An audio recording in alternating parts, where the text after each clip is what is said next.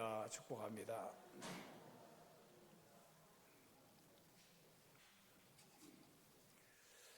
사람이 살아가는 일생을 기다림의 일생이라고 말할 수 있습니다. 우리의 인생은 기다림의 연속입니다. 이러한 우리들의 기다림 중에는 아름다운 기다림이 있고 또 허황된 기다림이 있을 수도 있습니다.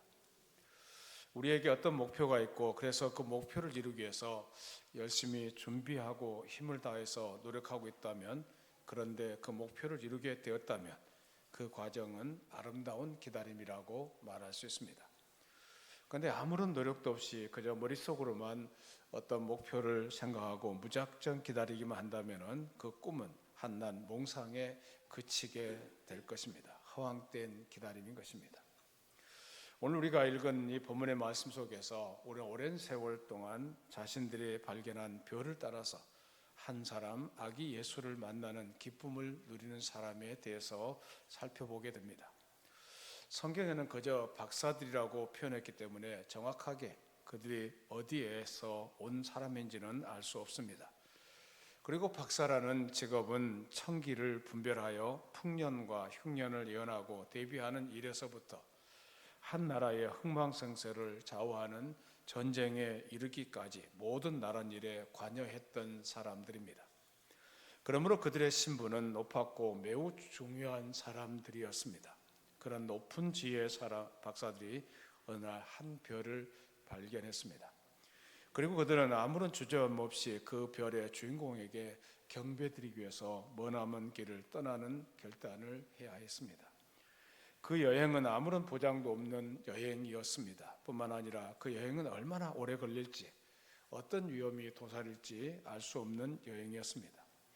그럼에도 불구하고 그들은 그 여행의 길을 떠날 수밖에 없었습니다. 왜냐하면 그들이 발견한 별은 이제까지 그들이 경험하지 못했던 엄청난 일들을 예고하는 큰 별이었기 때문입니다. 그래서 오늘 본문의 말씀을 자세히 살펴보면 동방 박사들이 이 별을 발견하고 그 별이 가르치는 인물을 찾기 위해서 준비하고 기다리는 과정 속에서 이 사람의 특별한 태도를 발견하게 됩니다. 그럼 우리는 그들의 이러한 태도를 살펴보고 우리도 어떻게 성탄절을 보내야 할지를 생각해 보려고 합니다. 동방 박사들의 경배라는 제목으로 은혜를 나누고자 합니다. 동방 박사에 대한 얘기는 많이 들으셨을 것입니다. 그 동방이라는 곳이 페르시아인지 바빌론인지 아라비아인지는 모르지만 어찌됐든 이 사람들은 이방 사람들이었습니다. 비록 이들은 이방 땅에 살고 있었고 하나님에 대한 분명한 지식이 없는 사람이었지만은 그들의 마음속에는 하나님을 뵙고자 하는 간절한 열망이 있었습니다. 이들이 하나님을 향한 간절히 사모하는 마음을 가진 후에 메시아에 대한 예언을 철저하게 연구한 흔적들이 나타납니다. 학자들에 의하면 구세주의 출생을 별과 연관시킨 예언이 구약 성경에 나타나는데 이 예언이 동방 박사들이 알고 있었을 것으로 추측합니다. 이 예언은 민수기 24장에 나오는 말씀인데 발람 선지자가 예언한 내용입니다. 모세가 이스라엘 민족을 인도하여 가나안으로 향할 때 동방에서 유명한 선지자가 있었는데 그 이름이 바로 발람입니다. 모압 왕 발락이 발람을 청하여서 이스라엘 민족을 저주하게 한 사건을 성경에 기록되고 있습니다. 발람이 부월산에 올라가서 이스라엘을 저주하기는커녕 하나님의 신에 감동해서 예언하고 있는데 민수기 24장 17절 말씀을 같이 한번 읽겠습니다. 시작. 내가 그를 보아도 이때의 일이 아니며 내가 그를 바라보아도 가까운 일이 아니로다. 한 별이 야곱에게서 나오며 한 규가 이스라엘에게서 일어나서 모압을 이쪽에서 저쪽까지 쳐서 무찌르고 또 셋의 자식들은 다 멸하리로다. 이 발람 선지자의 예언은 세상을 다스릴 한 별이 이스라엘에게서 나올 것이라는 말씀이었습니다. 주전 722년부터 이스라엘 민족이 아수르의 바벨론으로 포로가 되어 동방 각처로 흩어지기 시작했습니다. 이 흩어진 유대인들을 가리켜서 디아스포라라고 합니다. 이스라엘 사람들이 가는 곳마다 구약 성경이 전해졌고 당시 지식인들은 구약 성경을 통하여 옛날 동방의 선지자 발람의 예언을 듣게 되었습니다. 다시 말해서 하늘에서 거명성, 즉 큰 별이 뜰 때 유다에서는 바로 세계적인 대왕이 탄생한다는 것이었습니다. 그래서 동방의 박사들도 새로 뜨는 큰 별을 먼저 찾으려고 각처에서 하늘을 관찰하며 별의 길을 자세히 연구했습니다. 동방의 박사들은 그 당시 아주 높은 지위에 있었던 사람이라는 것을 말씀드렸습니다. 이들은 당시 사회의 고급 학문인 천문학에 능한 사람들이었고 사회로부터 매우 존경받는 상류 사회의 인사들이었습니다. 그래서 동방정교에서는 이 세 사람을 왕이라고 해서 한 사람은 페르시아의 왕, 또 한 사람은 사바의 왕, 또 한 사람은 쇠바의 왕이라고 말했습니다. 그리고 서방 가톨릭계에서는 이 사람들이 천문에 능한 박사일 뿐만 아니라 조로아스터 교의 사제들이었다고 말했습니다. 황금을 드린 사람은 흰 머리에 긴 수염이 있는 멜키올이라는 사람이고, 두 번째는 유황을 드린 사람은 젊고 붉은 용모를 가진 가스파라는 사람이었고, 그리고 세 번째는 몰약을 드린 사람은 피부가 검고 턱수염이 있었던 발다살이라는 사실로 알려지고 있습니다. 이 사람들은 세상에서 얻을 수 있는 것을 모두 얻은 사람들이었습니다. 부도 있었고 명예도 있었고 그리고 학문도 있었고 권세도 있었습니다. 그러나 그 삶에 정말 귀중한 것이 빠져 있다는 것을 느끼고 있었습니다. 영적인 갈증을 느끼고 있었던 것입니다. 세상에서 얻을 수 있는 것은 다 가졌지만은 그들의 삶에 만족할 수 없었던 이들은 결국은 하늘을 쳐다보게 되었습니다. 모든 것을 다 가지고 만족할 수 없어서 하늘을 향하여 머리를 든 이 사람들의 모습이 우리들의 모습이 되기를 간절히 소원합니다. 어거스틴은 이런 말을 했습니다. 당신을 만나기까지는 저의 마음에 참 평안이 없었나이다. 사랑하는 여러분, 이것이 우리 자신의 깊은 곳에 자리 잡은 우리들의 모습이 되어야 할 줄로 믿습니다. 한결같이 내 영혼을 구세주를 만나기를 갈망하고 있습니다. 우리를 지으시고 섭리하시며 우리 존재의 근원이신 그분을 우리의 영혼이 찾을 때까지 이 갈망은 만족되지 않을 것입니다. 하나님을 만나기 전까지는 이 근원적인 갈증은 해결되지 않습니다. 지금도 우리의 영혼의 진짜 자아인 우리 내면의 자아가 애타게 목마름을 가지고 있는데, 하나님, 당신을 만나기를 원합니다. 당신과 함께 하기를 원합니다. 당신과 영생 복락을 누리기를 원합니다. 이런 마음을 가지고 살아야 되는데 우리가 다른 엉뚱한 데서 인생의 만족을 구하고 있다면 참 안타까운 일입니다.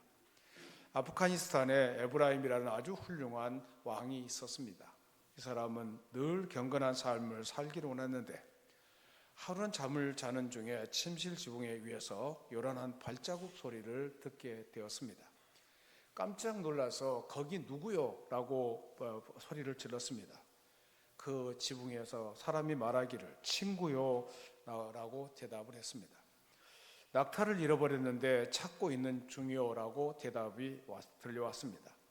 이 바보 같은 대답에 에브라임 왕은 화가 나서 이 바보 같은 사람아, 지붕에서 낙타를 찾으면 어떻게 해? 라고 소리를 질렀습니다. 그때 지붕에서도 소리를 지르기를, 이 바보 같은 사람아, 황금치인데 비단 금침을 덮고서 하나님을 찾는다고. 이 말에 왕은 정신을 차려서 그 후에 아주 훌륭한 성자가 되었다는 얘기입니다. 하나님을 찾기를 원하고 그를 만나려는 우리들의 영혼의 만족을 얻기 위해서 무엇을 해야 합니까? 우리들도 시간과 희생함이 없이, 육체의 피곤을 무릅쓰미 없이 비단 금침 위에 누워서 하나님, 제가 당신을 사모합니다. 제가 당신을 만나기를 원합니다. 이렇게 말한다면 얼마나 어불성설입니까? 하나님을 사모하는 사람, 하나님을 만나기 위해서 애타는 사람들은 희생할 줄을 알아야 되지 않겠습니까? 여러분의 육신의 만족을 채우는 것보다도 영혼의 만족을 채우는 일, 하나님을 만나고 교제하는 일을 더 중요하게 생각하고 그 하나님 앞에서 구체적으로 증명해 보여야 할 줄로 믿습니다. 사람에게 보이려는 것이 아니라 하나님 앞에 보이시고 그때 하나님은 여러분을 도로 찾으실 줄로 압니다. 여러분의 영혼을 만족시킬 수 있는 것이 무엇입니까? 기가 막히게 재미있는 오락입니까? 운동 경기입니까? 취미생활입니까? 돈벌이입니까? 오락이나 운동 경기, 취미생활, 돈벌이가 필요 없다는 말은 아닙니다. 그러나 이것 때문에 가장 중요한 문제를 놓쳐서는 안 된다는 것입니다. 내 영혼은 하나님 앞에서 어떤 모습으로 만들어져 가고 있는가? 이 짤막한 삶이 끝날 때 나는 저 영원한 순간 앞에서 어떤 모습으로 살아가게 될 것인가? 나의 창조주인 그분 앞에서 내 삶은 어떤 모습으로 결산될 것인가? 내 생명의 주인 되시는 하나님 앞에서 이 순간을 어떻게 살고 있는가? 가장 중요한 이러한 물음에 대답을 하면서 살아가야 할 줄로 믿습니다. 예수님을 찾고 예수님을 만남으로 인생의 목마름을 해소해 가기를 간절히 축원합니다. 하나님께서는 예수 그리스도의 탄생을 동방에 있는 박사들에게 알리셨습니다. 하나님께서 하나님을 알지 못하는 이방 땅에 별을 나타내 보이셨습니다. 범상치 않은 별을 발견한 동방 박사들은 그 별을 보고 어디선가 평범하지 않은 위대한 왕이 태어났음을 깨닫게 되었습니다. 동방 박사들은 하늘에서 일러주신 그 왕을 만나기를 원했습니다. 그래서 그들은 길을 떠났습니다. 왕을 만나는 길은 그렇게 쉽지 않았습니다. 낯선 길을 가야 했고 그것도 낮이 아니라 별이 나타난 밤에 움직여야만 했습니다. 날이 밝은 낮에 여행하는 것도 힘든데 밤에 별을 보고 여행을 했습니다. 그것도 하루 이틀 여행이 아니라 몇 달, 몇 년이 걸릴지도 모르는 여정을 그들은 출발했던 것입니다. 동방 박사들은 오로지 태어나신 아기 왕을 만나러 전심을 기울였습니다. 그리고 마침내 도착한 곳이 유대 땅이었습니다. 동방 박사들은 생각하기에 분명히 유대 왕인 헤롯 왕의 집에 왕자가 태어났을 것이고 라고 추측하면서 예루살렘에 있는 헤롯 왕에게로 갔습니다. 웅장하고 화려한 왕궁에 들어가면서 위대한 왕이 태어나기에 적합한 곳이라고 생각했을 것입니다. 그리고 물었습니다. 유대인의 왕으로 나신 이가 어디 계시냐? 우리가 동방에서 그의 별을 보고 그에게 경배하러 왔노라 라고 했습니다. 그 질문을 듣자 헤롯 왕궁의 분위기가 갑자기 싸늘해졌습니다. 소동하기 시작했습니다. 헤롯 왕궁에는 어떤 아이도 태어나지를 않았기 때문입니다. 그래서 온 이 헤롯 왕궁을 비롯한 예루살렘이 소동했던 것입니다.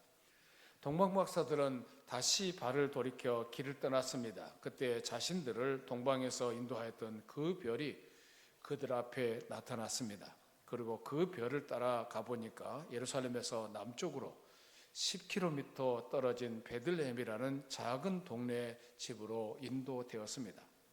동방 박사들이 서 있는 곳은 헤롯 왕궁처럼 거대한 저택이 아니었습니다. 그저 마구간 앞이었습니다. 보통 사람 같으면 그 앞에서 망설였을 것입니다. 그들이 석 달이 넘는 수고에서 찾아왔는데 왕이 이렇게 초라한 집에서 태어났다고 한다면 충분히 낙담할 만합니다. 그러나 그렇지 않았습니다. 10절 말씀을 같이 한번 읽겠습니다. 10절입니다. 10절 시작. 그들이 별을 보고 매우 크게 기뻐하더라. 그 별이 예수님의 왕 되심을 증명하고 있기 때문에 이것에 대해서 의심하지를 않았습니다. 그리고 그들은 집에 들어가 마리아와 함께 있는 아기 예수를 보고 엎드려 아기께 경배했습니다. 동방 박사들이 아기께 경배하는 모습은 참 아름답지 않아요. 어떻게 그 아기가 인류를 구원할 메시아인 줄 알고 그분을 향해서 경배를 드렸다. 최고의 이직에 있었던 사람들인데 그런 사람들이 이 아기를 바라보면서 메시아인 줄 알아보고 그 아기께 경배했다는 것이 얼마나 놀라운 일입니까? 찾아와 보니까 궁궐도 아닙니다. 심지어 귀화집도 아닌 초라한 여관의 마구간입니다. 그 구유에 누인 아기에게 얼마나 정성스럽게 경배하고 있습니까? 동방에 존경받는 박사들이 목수 네가 낳은 어린아이 앞에 차례로 절하면서 자신들이 가지고 온 세상에서 구할 수 있는 가장 귀한 예물, 황금과 유향과 몰약을 예물로 드렸습니다. 그 예물들은 이 모두가 값이 나가는 것으로 귀한 사람에게 바쳐지는 것들이었습니다. 그들은 축하하려 온 것이 아니라 왕에게 합당한 영광을 돌리기 위해서 이것들을 준비해 왔던 것입니다. 예수님의 왕되심은 출신 환경에 근거하지 않습니다. 이방 사람들인 동방 박사들은 하나님의 계시에 의해서 정확하게 그분이 왕이신 것을 깨닫고 경배하면서 예물을 드렸습니다. 그들이 들은 황금과 유황과 몰약에 대한 여러 가지 의미의 해석이 있습니다. 이 예물들은 예수님의 삶을 예언하는 물건들입니다. 황금은 예수님의 왕되심을 나타내는 예물이고, 유향은 유향나무에서 나오는 향기로운 진액으로 만든 향료나 성전 제사 때 분향하기 위해서 사용됩니다. 곧 예수님의 제사장 되심을 드러내는 예물이라고 할 수 있습니다. 그리고 마지막으로 몰약은 마취제나 방부제로 쓰여졌고, 죽은 시체에 썩어 악취가 나는 것을 방지하기 위해서 쓰여졌다고 합니다. 이를 통해서 예수님의 죽음을 나타내는 예물이라고 볼 수도 있습니다. 동방 박사들은 3달이 넘는 먼 길을 달려왔습니다. 아기 예수께 경배드리고 나면 또 다시 먼 길을 되돌아가야 합니다. 집으로 돌아갈 때는 더 이상 별이 그들을 인도해 주지 않습니다. 아기 예수께 경배하고 집으로 돌아가는 박사들에게 더 이상 별은 나타나지 않았습니다. 올 때는 별의 인도를 받고 왔지만 갈 때는 자기들이 알아서 가야만 했습니다. 돌아가는 길에도 어떤 위급한 상황이 발생할지 알 수 없었습니다. 오랜 여행 때문에 몸이 약해지고 병이 생길 수도 있었을 것입니다. 또 바벨론을 떠나올 때는 그렇게 먼 길을 가리라고 기대하지도 않았을 것입니다. 그렇다면 노잣돈을 여유 있게 준비해 오지 않았을 것이고, 돌아갈 때는 여비가 분명히 부족할 수도 있습니다. 그러나 동방 박사들은 그 소중한 예물을 아기 예수님께 드렸습니다. 자기들 위해서 분명 필요한 것들이었음에도 불구하고 그것들을 아기 예수님께 다 드렸던 것을 볼 수가 있습니다. 그리고 아마 귀중한 그 보물들은 나중에 예수님께서 애굽으로 피난 가실 때 아주 귀하게 사용됐을 것으로 추측합니다. 가나안 목수 요셉에게서는 재산이 넉넉하지 않았습니다. 그런데 천사의 지시를 받고 아기 예수님과 마리아를 데리고 애굽으로 피난길을 떠나야 했는데, 갈릴리 나사렛에 살던 목수 요셉으로서도 애굽의 삶을 산다는 것은 어려운 일이었을 것입니다. 평생 시골에서 목수 일만 했던 사람입니다. 그런데 그 먼 애국까지, 그것도 아기와 산모를 데리고 피난길을 떠나야 한다는 것은 결코 쉬운 일이 아니었을 것입니다. 헤롯 왕은 아기 예수님의 목숨을 노리고 군사들을 출동시켰습니다. 전설에 의하면 아기 예수님이 뒤쫓아오는 군사에게 발각될 위기에 놓였을 때 요셉은 동방 박사에게서 받은 그 예물 가운데 하나를 군사에게 뇌물로 주어서 아기 예수님의 생명을 건질 수 있었다고 합니다. 만약에 전설의 이야기가 사실이라면 동방 박사들이 예수님께 드린 예물이 아기 예수님의 생명을 건진 것이라고 할 수 있습니다. 내게도 소중하지만은 아기 예수님께 예물을 드렸더니 그것이 인류의 구세주의 예수님의 생명을 구한 것입니다. 오늘 우리는 아기 예수님이 탄생하신 성탄절을 맞이하고 있습니다. 여러분은 아기 예수께 드릴 선물을 준비하셨습니까? 동방 박사들은 3,500리, 한 1,400km나 되는 먼 길을 3달 넘게 달려와서 경배하며 보배합을 열어 황금과 유향과 몰약을 선물로 드렸습니다. 오늘 아기 예수님께 무엇을 드릴 수 있습니까? 동방 박사들이 드린 예물은 아주 소중한 것들이었습니다. 우리도 소중한 것으로 예수님께 드려야 되지 않겠습니까? 우리가 환영하고 기뻐하는 아기 예수님은 우리의 생명을 구원하기 위해서 하늘 보좌를 버리고 이 땅에 오셨습니다. 만왕의 왕이신데 왕의 자리를 버리고 가장 낮고 천한 자리까지 오셨습니다. 우리를 위해서 자신의 모든 것을 버리신 예수님이십니다. 우리를 부하게 하시려고 친히 가난한 자로 오셨고, 우리를 높여주시려고 당신께서 천한 자리로 옮겨 오신 것입니다. 이 예수님을 위해서 우리는 무언가를 준비하며 드려야 되지 않겠습니까? 하나님께서는 독생자이신 예수님을 위해서 우리에게 선물로 주셨습니다. 가장 소중한 독생자를 우리를 위해서 이 땅에 보내주셨습니다. 성탄절은 하나님께서 우리에게 가장 좋은 소중한 선물을 주신 날입니다. 그 선물 때문에 우리가 구원받고 그 선물 때문에 우리가 하나님의 자녀가 된 것입니다. 하나님께서 우리에게 가장 소중한 것을 선물로 주셨다면 우리도 하나님께 가장 소중한 것으로 그런 것으로 예물을 드려야 하지 않겠습니까? 우리에게 황금이 없어도 괜찮습니다. 우리의 몸을 드리면 됩니다. 유향이 없어도 괜찮습니다. 우리의 향내나는 사랑을 드리면 됩니다. 원력이 없어도 괜찮습니다. 우리의 생명과 우리의 인생 전부를 드리면 됩니다. 가장 값진 독생자를 우리에게 선물로 주신 하나님께서 우리도 가장 귀한 것을 선물로 드리기를 원하십니다. 쓰다가 남은 것을 드려서는 안 됩니다. 내가 가장 소중한 것으로 생각되는 그것을 하나님께 드리기를 원하십니다. 그리고 내가 드리는 소중한 선물은 우리 예수님을 위해서 아름답게 쓰일 것입니다. 동방박사들이 드린 예물이 예수님의 생명을 건지는 데 사용되었던 것처럼 때로 우리가 소중한 것을 드리면 그게 우리 예수님과 하나님 나라의 생명의 역사를 일으키는 능력이 될 것입니다. 또 다시 한번 성탄절을 맞이하고 있지만은 언젠가 우리는 이 인생의 마지막 성탄절을 맞이할 날이 올 것입니다. 오늘은 예수님 하나님이 인간의 몸을 입고 이 땅에 오신 성탄절입니다.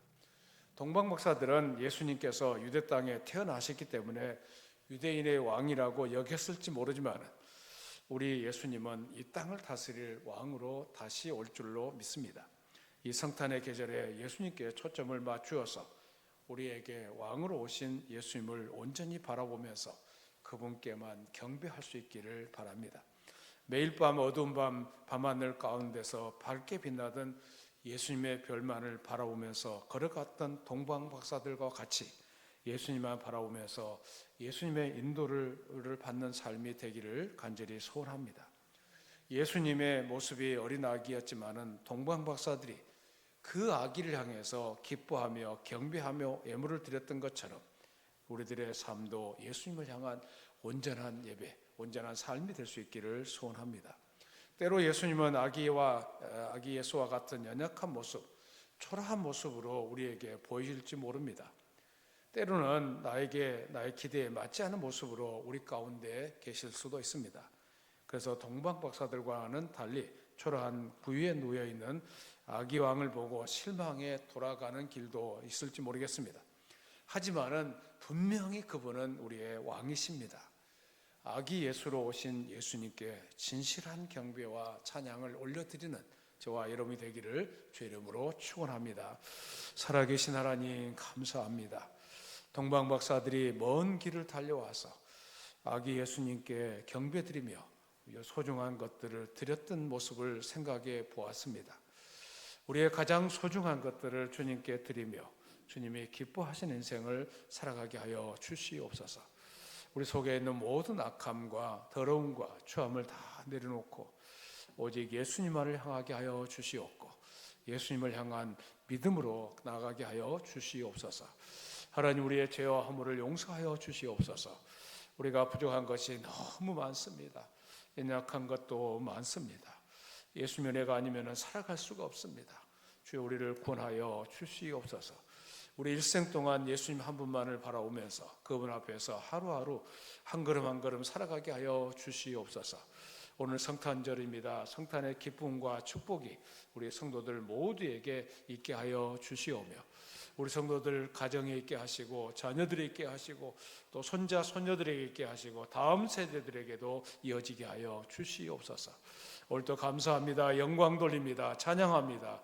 예수 이름으로 기도드리옵나이다. 아멘.